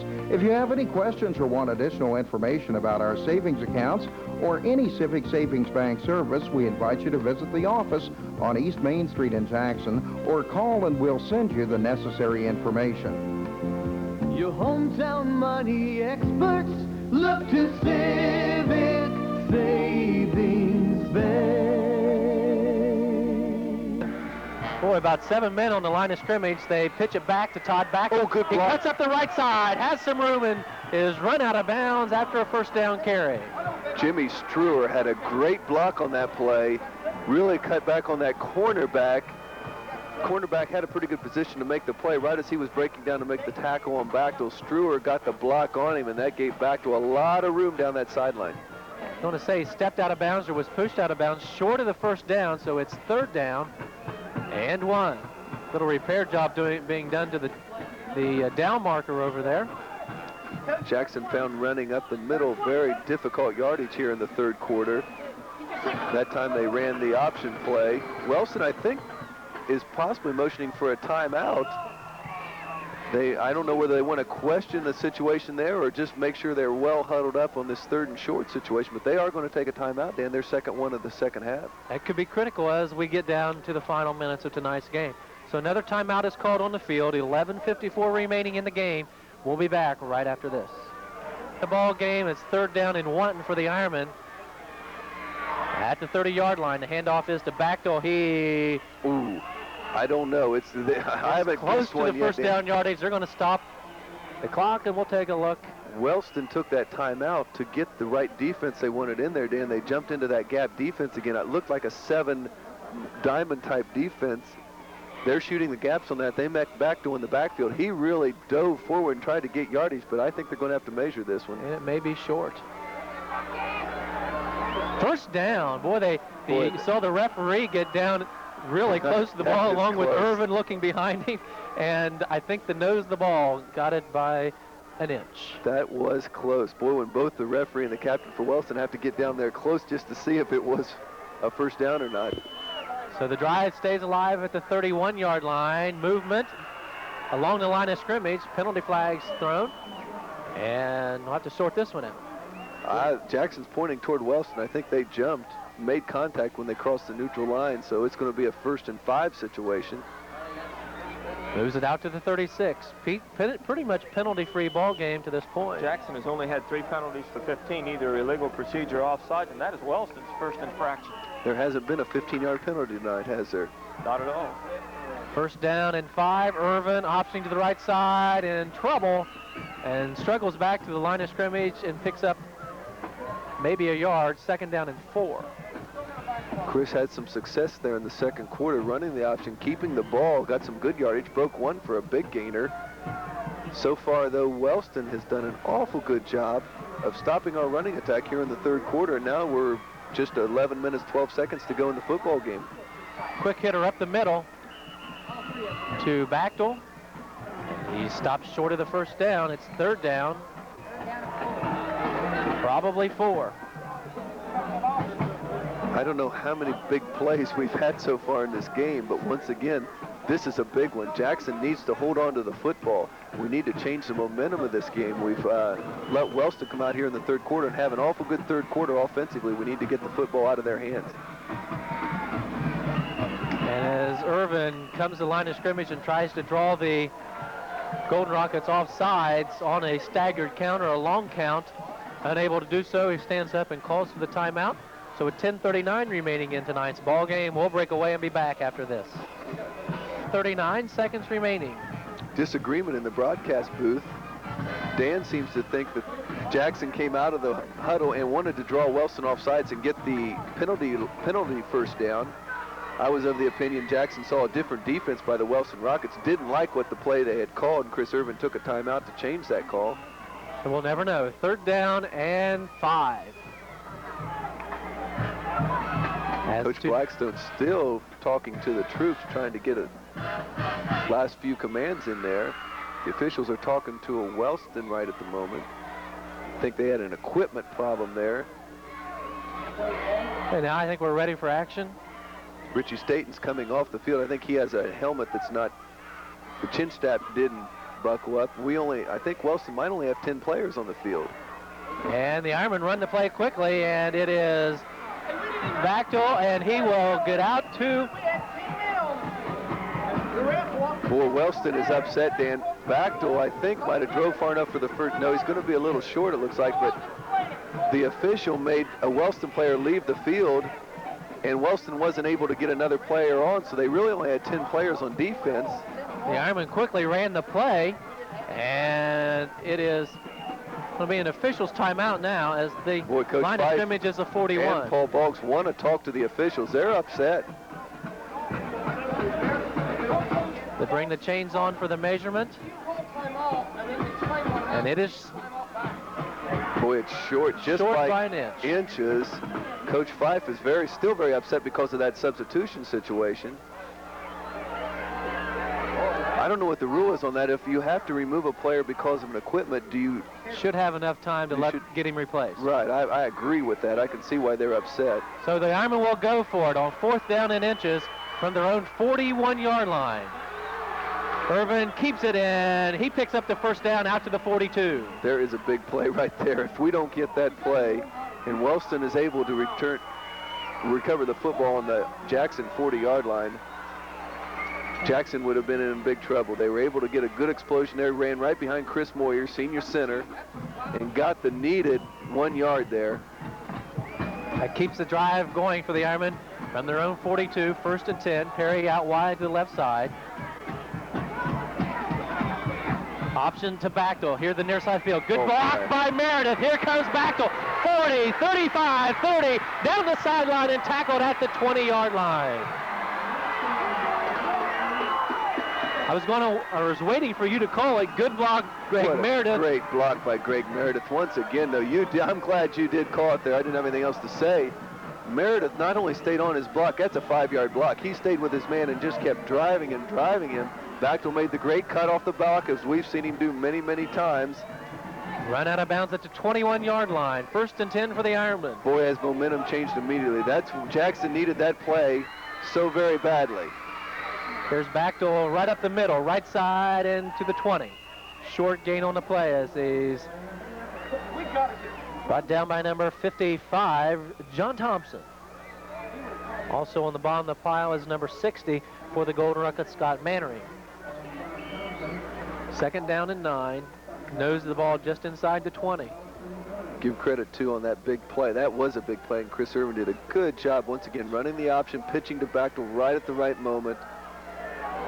Bachtel explodes, used his speed, got down the sideline. Irvin faking to Bachtel, pitching to Meredith. He has an opening, may go, 5, 10, touchdown Jackson. Greg Meredith. Well, you could see the opening here from the press box. Big gaping hole around the right side. As the fake went to Bachtel, froze the inside people momentarily, and he raced 19.5 yards for the touchdown. Great play call by Coach Blackstone and his staff. You're running Bachtel time and time again. Wellston doing a pretty good job of stopping Bachtel up the middle. He had the great pitch play with Bachtel, but that time they faked to Bachtel, run the option to Meredith, which we don't see an awful lot of this year. Meredith just used his speed, turned it around the corner, and was not going to be caught from behind. Critical extra point attempt as Ward will kick it. Kick is blocked by the Golden Rockets. I believe number 42, that is Tom Johnson, coming through and getting a hand on it. So with 9 minutes, 24 seconds remaining in the 4th quarter, the score is Jackson 20, Wellston 13. We'll be back after this. Let's go. Chad Ward will kick it off for the Ironmen.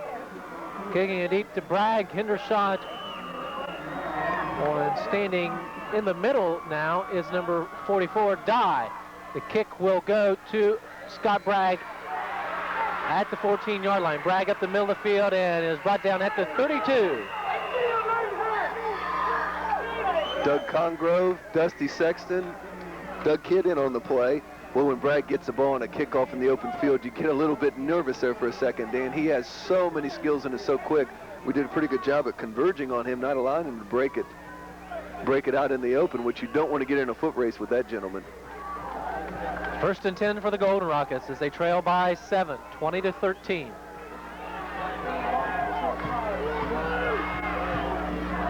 Right side of the field. Handoff goes to the fullback Rogers, and he has a big gainer of 11 yards out to the 44 and a 1st down for the Golden Rockets. Brought down by Sexton and Congrove. You've said it so much, but Rogers so very, very effective in the Wellston offense. You know, when you can run your fullback, so many other things open up. Jackson found that out on the last drive with Bachtel being so effective at fullback. They ran the option to the running back. He was wide open. Meredith takes it in for 7. Rogers is really setting up the rest of the Wellston offense tonight. 75 yards for Rogers as he gets a call again. This time it's short yardage over the 45. Tripped up by Urian.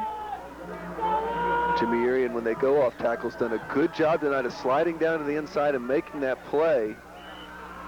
They did get positive yards. They're out to the Wellston 47-yard line. Gain of 3, 2nd down 7. Except for that option play to Bachtel, it's been field position all in Wellston's favor here the second half. That was why that big play to Bachtel was so big. It got Jackson not only out of their territory, but deep in Wellston territory to change that situation. Reverse coming back to Hendershot, left side. Has some blockers out in front of him at midfield. Now to the 45 and run down for a 1st down at the Ironman 45. Thank you, John Morris. He stayed home on that play. It was a very big play there, Dan, because not only did Hendershot have good enough speed to make that a big play, he had some blockers in front of him. Thank goodness Morris not only slowed him up, but made the tackle and allowed the Jackson defense to pursue back that way. First down and 10 at the Ironman 45 for the Golden Rockets with 7:56 remaining in the ball game. This time they go from the left hash mark, far side of the field. The handoff goes to James Dye, number 44, on a dive over the right side for a gain of 5. We keep saying how wide they're running that dive play, but did you see right there how Scotty Bragg took two big steps and then stretched to get the ball to the running back? It's hitting that quick, and they're really hitting it wide, and it's been a good play for Wellston. 5 yards right off first down. They're now to the Jackson 40-yard line, and in a 2nd and 5 situation, you have a lot of options. They come out in the full house, but this is a chance for maybe them to try to break a big one. 2nd down and 5. They go to the left and go to Rogers, and he'll pick up 2 yards to the 38. It'll be 3rd down and 3.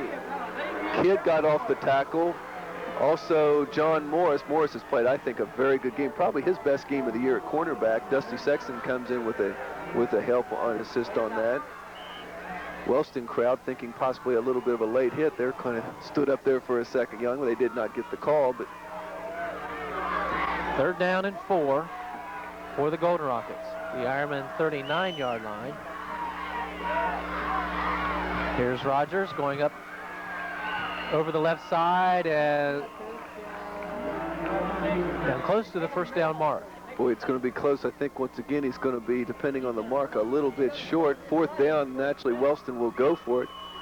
Under 6.5 minutes to go in the football game. The clock becoming a little more in the favor of the Jackson Ironmen. Jackson, as we know, is up 20-13. 4th and a foot. About a foot, you're right. And I'd say 4th and Rogers.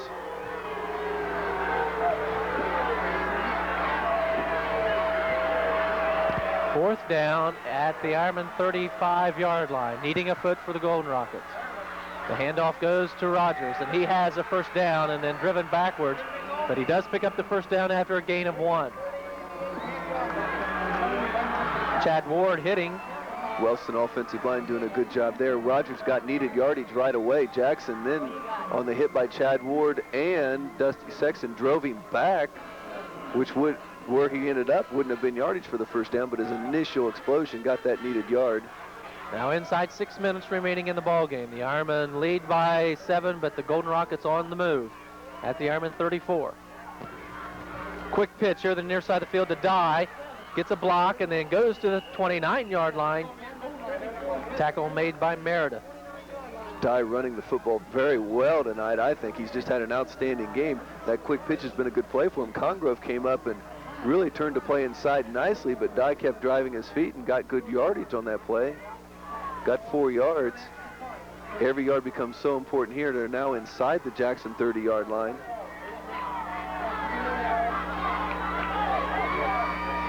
Second down and 6. Handoff goes to Merrill Kuhn. Kuhn cut back against the green, and Chad Ward put a real good hit on him. Going to make it 3rd and 4. From the 27. Clock under 5 minutes to go, Dan. Really now becoming tension. This is going to be the drive where Wellston's either going to put it in or the clock is going to become their immediate enemy. 3rd down for the Golden Rockets. A handoff to Rogers, and he is hit at the 25 and dives to the 24. Hit made by Yerian, and he'll be just a foot or two short of the first down. 4th down and 1. Second time we've seen this in the drive where Wellston grounding the football out, doing a nice job of controlling it, holding on to the football, getting 2 and 3 yards at a crack. This is their second 4th and 1. I think it's a short one. The marker over there shows it a full yard, but I think it's less than that they need to go. Bragg, the quarterback. Hands off to Rogers, and he dives over center. Boy, that's going to be close. Great effort in there by Tommy Yerian, Chad Ward. Dusty Sexton now doesn't think they got enough yardage for it. This will be a critical mark on the football. They're going to motion for the change to come in. Officials timeout with 3:58 remaining. There's a lot of time left with 3:58, but this mark is critical on this football game. If Jackson can take over, they're 1 first down away from salting this game away. Stretch the chains out, and they have stopped him. Oh, my. Inches short of the first down. The Wellston Golden Rocket drive stops. The Ironmen will take over. A couple of first downs here by the Jackson Ironmen, and becomes a factor now. Wellston used 2 timeouts early in this half. They've only got 1 left. Jackson going to be able to keep that clock running. 1 first down will do it. From the 24-yard line, Irvin pitching back and no man to pitch it to, and Irvin is able to recover his own fumble. Dangerous play as he pitches it back and all the way back to the 9-yard line.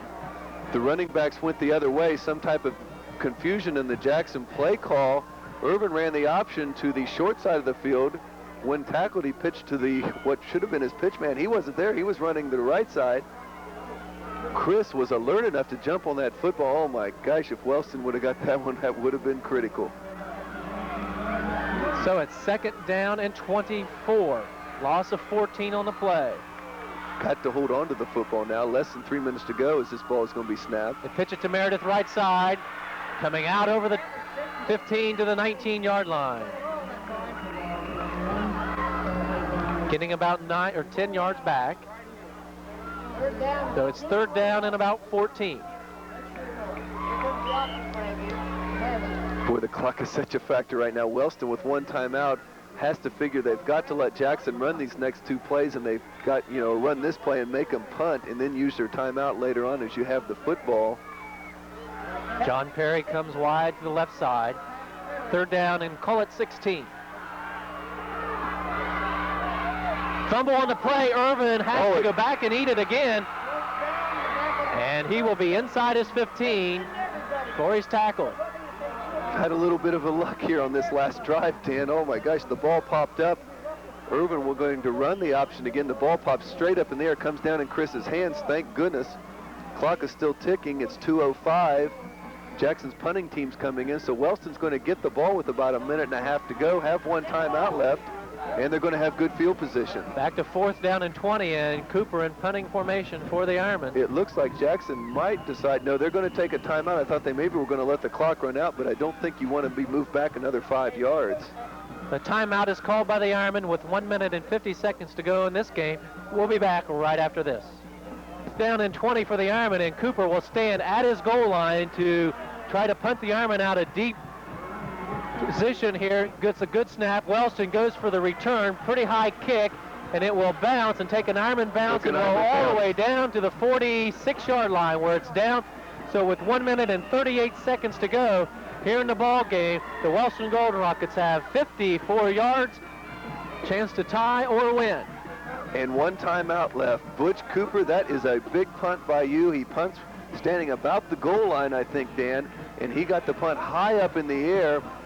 No Wellston person wanted to get under it because of the coverage. He wasn't going to have a chance to make a return, but then the ball got the Jackson roll, gave us another 10, 12 yards on it, put him back in Wellston territory. They've got a long way to go, 1 minute 38 to go, and 1 timeout. Hindershot wide to the right side. 1st down and 10 from their own 46. Back to pass to Scott Bragg. Rolling to the right side. Now in trouble. Being chased by Urian. He eludes him. Now at midfield. Cuts it back up across and down at the Ironman 43. Tackled by Moyer. Bragg wanting to throw first a curl pattern to Hindershot. Then as Hindershot cut to the outside, he was well covered. Good coverage by Jackson secondary. But there's what Scott Bragg does his best. He's able to get out in that open field. Is such a dangerous runner. Stop him at the 42, 1st and 10. Clock running with 1:16 remaining. I formation for the Golden Rockets.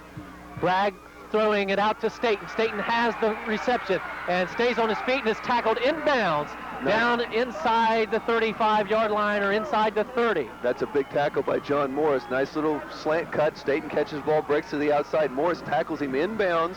As soon as the ball is marked, the clock should start. We're at 1:06, and now it's beginning to run. Wellston out of their huddle, Dan. They're really doing a good job of not wasting the clock. Hindershot to the near side of the field, split out wide to the right side. Wheatley to the left. 55 seconds remaining. He throw it out to Wheatley. He has the reception and is brought down, colored at the 23-yard line. Clock running now down to 45 seconds to go. 2nd down and 4. Remember, Wellston has 1 timeout left. They are definitely in striking distance. I don't think they can run that slant cut again. They've got to start thinking about getting the ball farther downfield. Bragg calling a signal, straight drop back, rolling now to the right side, looking deep across the center of the field. He's got a receiver open. It's Johnson, and Johnson has it and is tackled inside the 10. And quickly the Golden Rockets use their last timeout with 23 seconds to go. Oh my gosh, Bragg rolls to his right, turns back around, finds a wide open Johnson out there. Johnson to throw a little high, I thought did a good job of concentrating, catching the ball above his shoulders, knowing he's going to take a hit, but almost broke that tackle. What a way to finish up the ball game. We were hoping it'd be like this, and here it is, 23 seconds to go. Wellston with a first down on about the 12-yard line. Coach Fife out talking in the huddle. No, he's still on the sideline. Paul Balk's out, the offensive coordinator, talking to Wellston. Coach Blackstone out in the defensive huddle. The wheels are turning right now, Dan. 23 seconds to go. Last game of the season, 20-13 is your score. Wellston has it first down and 10 at the Ironman, call it the 12-yard line. Boy, there's a lot of people here tonight. We were thinking, what, a gate of probably 4,000 people here tonight, and have they seen a football game? This is what everybody kind of hoped it would be, a close football game. The team that has the ball last having a chance to win, the defense, the pressure on them, trying to keep them out of the end zone. Wellston is out of timeouts. They've got a couple chances now. They can throw the ball into the end zone a few times. They really can't afford to be tackled now and be tackled on the field of play. Scott Bragg calling the signal. Straight drop back, rolling to the right side, has plenty of time, throwing it into the end zone to Johnson. The ball's intercepted and dropped. Dusty Sexton had it in his hands as he went up to get it, and then he couldn't hang on to it, and the ball fell to the ground. That stops the clock with 17 seconds remaining. Still a lot of time left. Clock is dead on the incomplete pass. Wellston can huddle up, take their time, get their play in. They're coming up, though, with really no huddle, Dan. I'm a little surprised at that. Second down. Bragg throwing it out to Hendershot, and it's incomplete. The ball thrown low at the 10, and he couldn't handle it. So now, third down and 10 with 13 seconds remaining. That play was very interesting call. If Hendershot catches that ball and we tackle him, the game might be over, Dan. I don't think they can stop the clock or get another play off in time to stop the clock. Now with 13 seconds, I think with third down and 10, there's really the downs aren't that important, but you've got 2 more tries to get the ball into the end zone. Hendershot to the right side, Wheatley left. I formation. Bragg dropping back, now rolling to the right side, and under pressure, and throwing it into the end zone. The ball is no good. Deflected away or dropped. Down on the coverage is Irvin. Hendershot, the intended receiver. Check that, it was Irvin, Sexton, and Congrove, all 3 of them back there. 5 seconds to go. It was in the corner. We have a hard time seeing. I couldn't tell who deflected it away, but here we go. Football on the 11-yard line. We're down to the last play of the game. Wellston had to do this last week. They ended up on the short end in the Vinton County game. They have a chance to redeem themselves. Staten wide to the left. Hendershot to the right side, once again from the 11. 5 seconds remaining. Fourth down. Back to pass is Bragg. Under pressure. Meredith chasing. Lets it go. And it is caught at the 1, and time expires. There is no time on the clock. And the Jackson Ironmen have defeated the Wellston Golden Rockets in a thriller here at Jackson High School. Final 20-13. What a play. The ball was caught right at the 1-yard line, tackled immediately. Couldn't have ended with any more excitement than that. Jackson Ironmen have defeated the Wellston Golden Rockets in the final game of the season by a final score of 20-13. What a great football game, one that they can talk about for a long, long time. What a way for it to end on the 1-yard line. Bragg put the ball up in the air. That's what they wanted, a chance at the great catch. They had the great catch come through, but it turns out to be on the 1-yard line. The time runs out. They had no chance to stop the clock. What a heartbreaker for Wellston. What a big, big victory for the Jackson Ironmen. We will take a timeout and then be right back to recap tonight's game. Right now, we'll pause for this timeout.